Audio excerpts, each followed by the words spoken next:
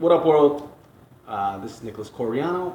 I tried to do this video before. YouTube made me break it up into smaller pieces because I couldn't upload something long. So, again, we're going to talk about the 5 ways to finance your business.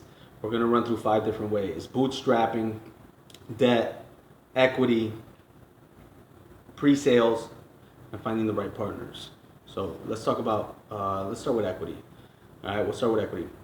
Equity is when you give up a piece of your company. This is basically what you see on Shark Tank and a lot of these TV shows where somebody comes in, they cut you a check, and they take a percentage of your company. What do you need to know about equity investments and selling equity in your company? Well, equity investors are investors, right? And investors want their money back. So don't confuse an equity investor with a partner. When someone buys into your business for a certain percentage of your company, they're generally an investor. They want their money back. So well, the first thing you got to know is that they're going to want their money back.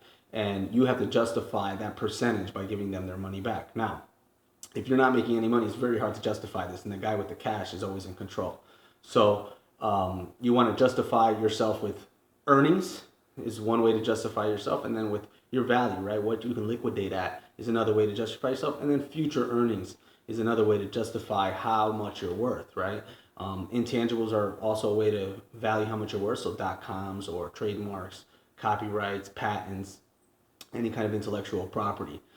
Equity investment works like this, right? You have 100% of your company. So let's say my company, Homescape LLC. When you own 100%, you want somebody to buy in. You sell them a certain percentage of the company for a dollar amount. Now, this is important because if there's no contract written, generally the percentage of the company you own is similar to how much control you have of the company. So 51% means you have 51% control of the company or of the assets. Now you can write this off in a contract. So when you work an equity deal or you sell equity in your company, it's contract based, right? So it's basically a contract. There's a lot of terms for it. You can sell stock in your company if it's a corporation. You can sell membership units in your company if it's an LLC. You can sell partnership units in your company if it's a partnership. But basically, it comes down to contract law. So it's based off of a contract. In that contract, you can determine who controls the company and at what equity stake. So this is the reason why a guy like Warren Buffett owns, I think, something around 33% of the company of Berkshire Hathaway, and he can still be in control of the company. Now, the board of directors is delineated from your when you first start the company. So when you're a single person, you start the company, there's only one board of directors. When you bring people on, you may or may not choose to bring on investors as board of directors. But these board of directors essentially determine who can hire or fire someone. So this is why equity, building out or selling equity in your company, there's some pitfalls there, right, that you have to be conscious of. But more importantly, it's a great opportunity to raise capital when you have no money. So if you have no money and you have an idea and you can sell somebody your idea, you can essentially sell them equity. Just remember that you're actually giving up a piece of the company when you sell equity, and that does come with a right for them to vote in and out the board of directors, and the board of directors has the right to vote in and out the executive. So this is how you see some guys lose control of their companies when they're issuing a lot of equity or selling a lot of equity in their company. So, but it's a great tool for investing in startups or investing in partnerships that don't have any money or raising money as a startup.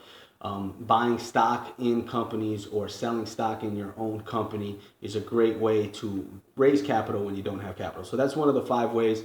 We're going to get to other ways that we can do it. Again, a little small tip before I go on raising capital. You want to look up documents like subscription agreements, private placement memorandums if you're an LLC, stock sale agreements, option agreements. These are all agreements that finagle a way for you to sell equity, but there's a million ways to sell equity. So when somebody says we want to buy stock in your company, remember, it's contract based. So it can end up looking a variety of ways, and there's terms there such as option contracts, such as warrants, that you're going to have to get familiar with when you're raising equity so you don't get in any pitfalls.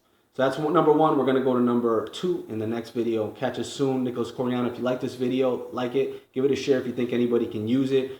Use the comment section below to add anything that you've learned. I want to use the comment section for entrepreneurs and startups to have a discussion and basically ask questions to one another and myself. And subscribe to the page if you like what we're talking about. I'll talk to you guys soon.